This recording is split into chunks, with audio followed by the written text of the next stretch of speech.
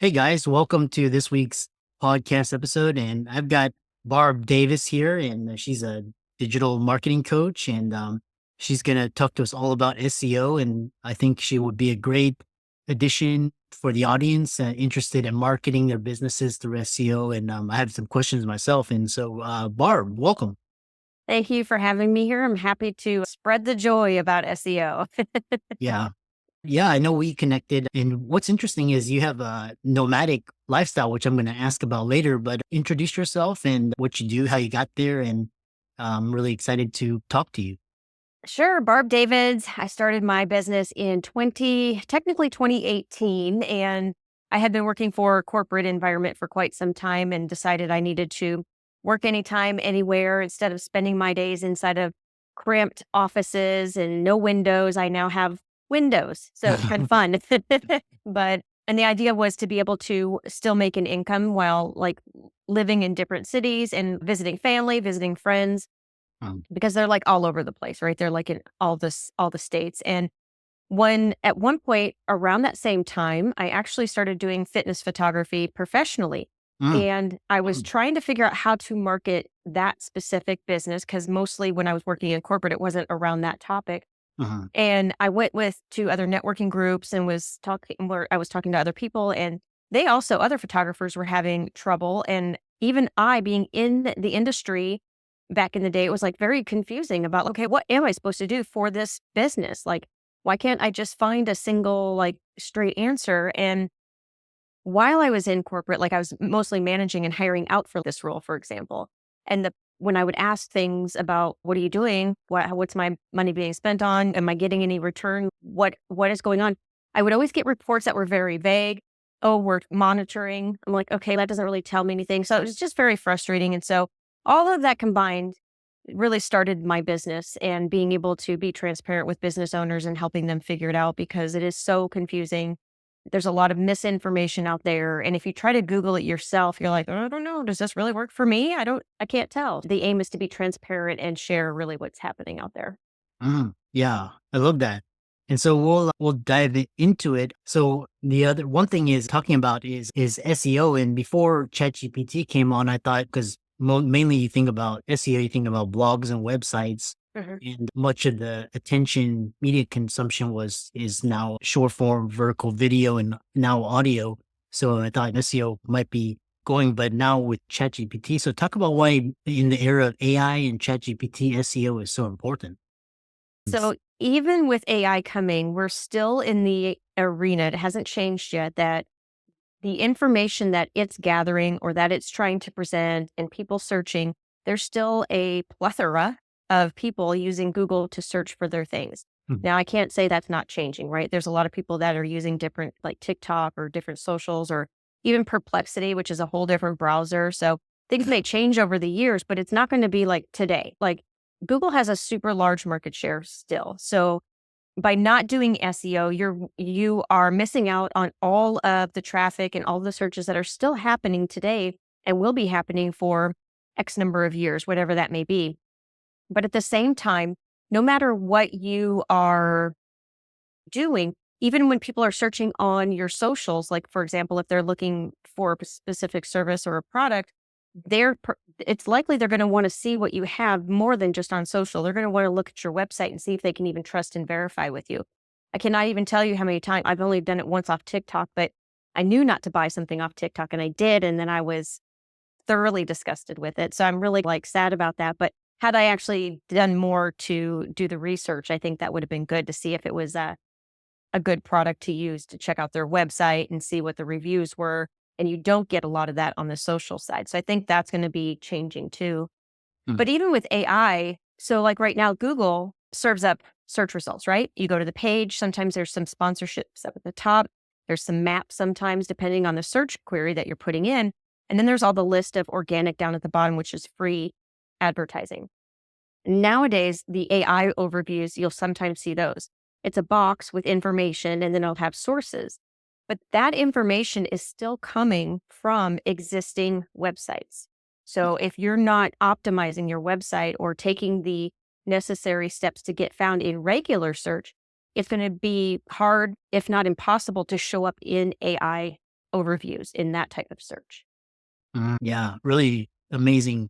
Yeah, because I use ChatGPT now for a lot of queries as well, and I know there's so many large language models. And what's interesting is because AI is based on models, which SEO is obviously if AI is taking off, SEO is. And I know complex and very. We don't have time to talk about the nuances, but talk about just we talked about the importance of search for small business. What are common misconceptions about SEO and what can small business owners, people listening to this podcast, what can they do right immediately after and see noticeable improvements, either Google business listing or others?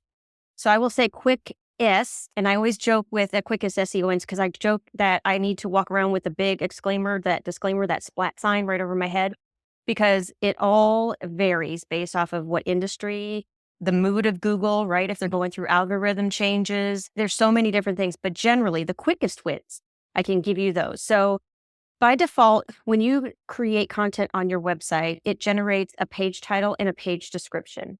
Mm, And if you are very specific about what that page title and description are, you have the opportunity to show up in Google on a certain page, hopefully on page one. It's using some of that information. But really, what's more important is when you show up on search results, that page title and that description is what shows. And so I relate it to a shopping window website, like a shopping window when you're walking down the street. mhm, Is somebody going to be compelled to click your page title and your description? Is there something in that shopping window that's so cool, that's like amazing that you want to step into the store to see what they have? Do you have your page title in such a way that somebody's going to want to click it so that they want to step into your website to see what you have to offer? And so making sure that those are very optimized and that those are written in such a way that somebody wants to click, that's probably your quickest win. And the easiest way to do that and see is to be aware of what you currently have. So if you go to Google and type in SITE colon, and then your domain name, .com, .net, whatever it might be, you will get a list of all of the pages and how Google sees it. And mhm. so you can see if it has the right page title and the description. So you might see your contact page on there. You might see your privacy policy page, which technically you don't really want those to show on there. That's probably a whole nother discussion, but you can see, oh, okay, my homepage says homepage. Maybe I should change that. Maybe it should be like the service that I actually provide. So you can take a look and see how you want to change those and then just go to the website and change those. So that's probably your quickest win. Another quick win is to do blog posts and do them on a regular basis, at least once a month. There's still a lot of business owners, I think, and it's a difficult one, right, to sit and write blog posts. But if you think about the return that you get on it, you write it once and it's out there forever. You can just come back and change it or update it, refresh it like once a year, maybe once every 2 years. But that information is going to really help Google better understand the service and the products that you sell. Or it'll at least get in front of more people because people search not just the word that they're looking for, but sometimes they're in a research phase. So you Awesome. want to get in and around the phrases that they're looking up and get in front of them, bring them to your website, and then try to get their email address with some lead magnets, which again, that's another story. But the idea is that we've probably all done it, right? We go to these websites and we're like, oh, yeah, that sounds like a great checklist. Let me just give you my email address. So that's a lead magnet. And then you can get them into your atmosphere and then they can get to know you and see what kind of things that you have to offer. Mm, And the Google business listing, that's a free one. That's a great one for people to do as well. And you don't have to have a physical address. So when you go through it, you just go through the defaults and it says you have to put your address in there, but you can hide it from public view. And so that's a really great way to potentially show up more on Google search as well. Let's see what else. And then if you just post there, like once there's like a posting area. So it's like social a little bit. You can put a picture and then a few words and then post it up there every once in a while just to show Google you're there and to show people that you have an open business and then optimize the description of your business in that listing. And that will help also potentially, I can't say it'll guarantee, but that will help your interesting. Yeah. I think people are very familiar with like the Google SEO and kind of the websites and also the blogging. Talk about YouTube SEO because I know YouTube is talk about why YouTube is so important. People think YouTube is the younger generation. They're like on TikTok, but but describe why YouTube is so important and how SEO plays into how do you use it on YouTube. So you can use it in conjunction with your website, right? You can embed YouTube onto your blog posts. And it's not that will necessarily, by the way, everything I say is also not a one and done thing. Any one thing that you do is not necessarily going to trigger first page results or for you to show on the first page. But all of these things combined do help to increase your popularity with Google, basically.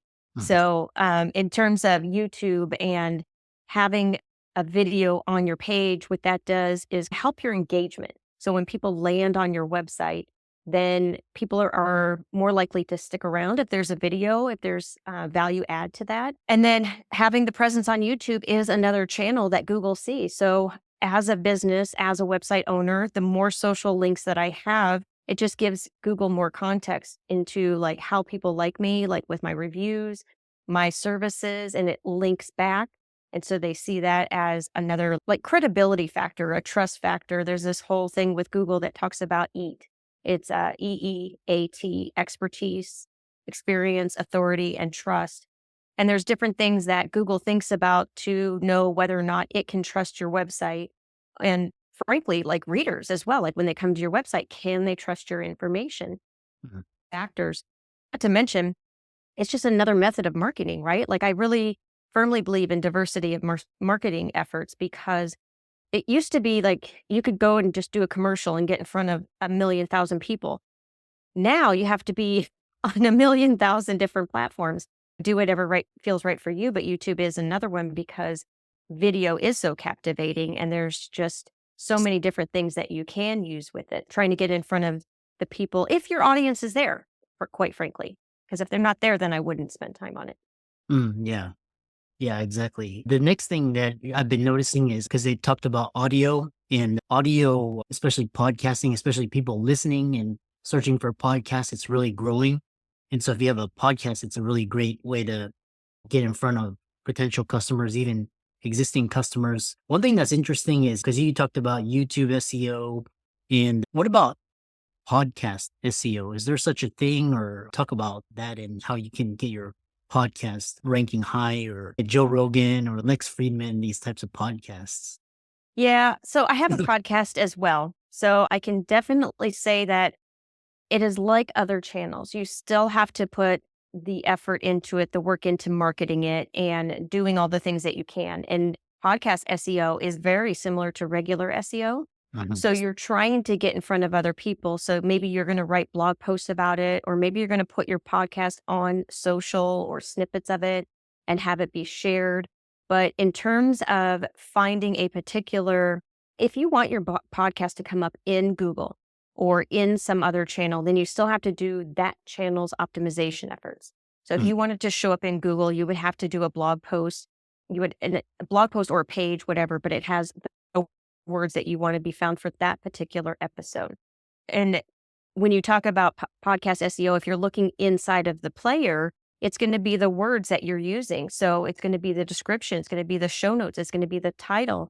And then because when people are searching, that's what it's going to be looking for. So I think with podcasts, it might be even just a little bit harder because those typically the episodes themselves don't normally come up, or I haven't seen them come up a ton inside of search results because what they're looking for are like episodes are like one-offs almost. It's not like a website where you're talking about one whole round topic, and a podcast is a bunch of topics inside one show.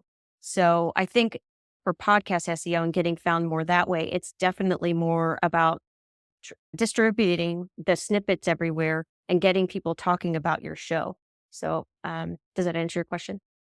yeah, I've Okay, good. noticed. I've noticed marketing a podcast via to get it out. It's really people that really want to listen to you and your content, and it's almost like a community and like an email list. Not, and it's like people that actually go to your podcast to listen. So it's either a blog post or social media is really helpful. YouTube is great as well. So the other question, follow up question is, we used to with SEO. I remember you had to do they were like, do keyword research, and then you had to see what are the top ranking keywords, what are people searching for.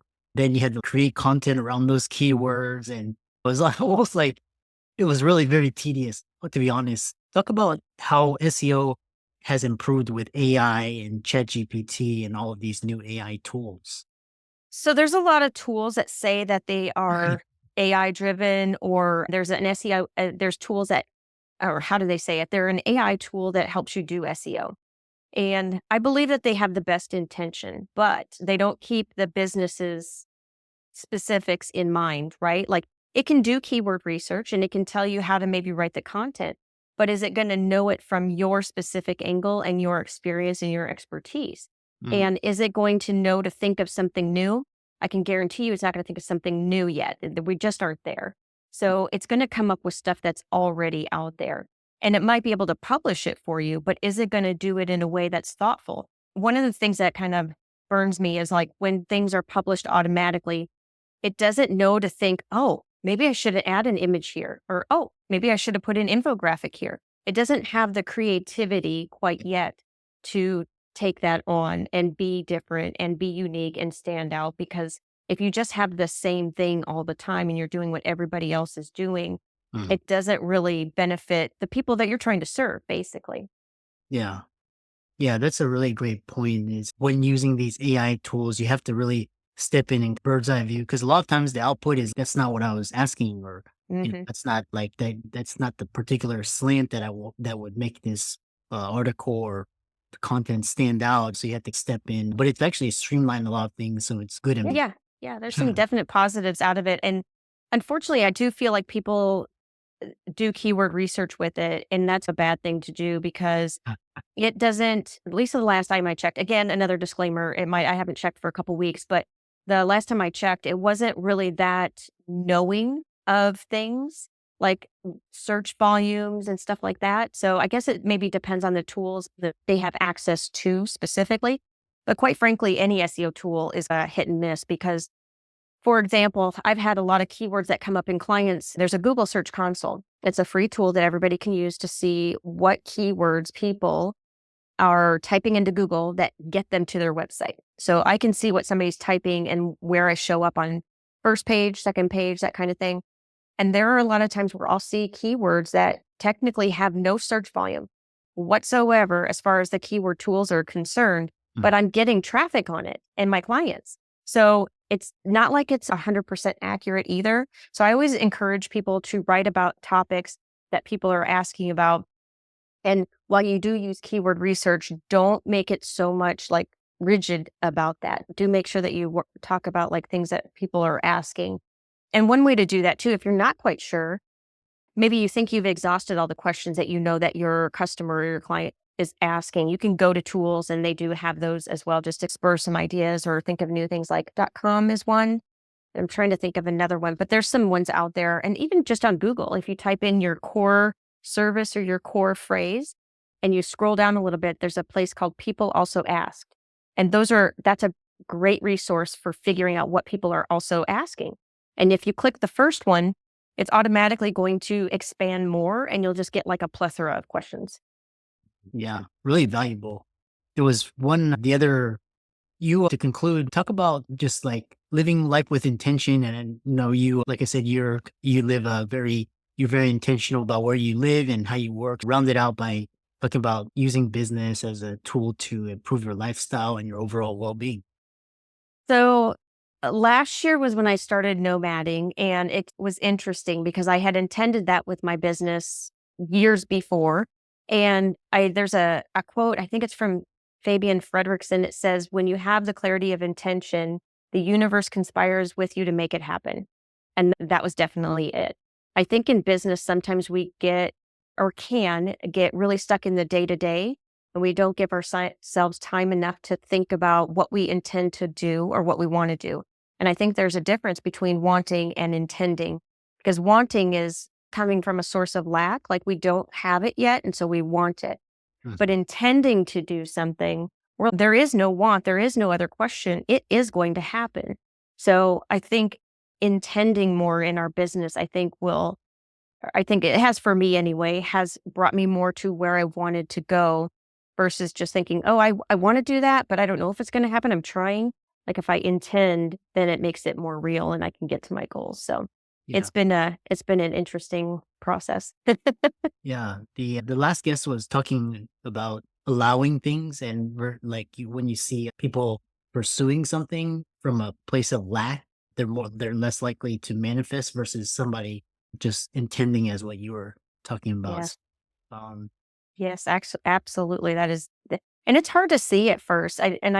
I used to, I joke at myself because I still do. I like a lot of business and personal improvement, although I've been using the word enhancement instead of improvement lately. So I've been reading a lot of those books and I thought, man, I'm so tired of ingesting these. But really, it does help. If you think about how to retrain your brain to think differently. It's about feeding in the good stuff, right? Feeding in the raw stuff, but in a way that resonates. So you find books that maybe make sense to you more so than some others. yeah, I love that.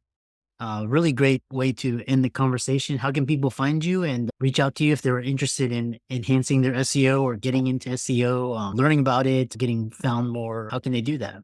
Yep. The easiest way is to visit compassdigitalstrategies.com. There's all kinds of information there.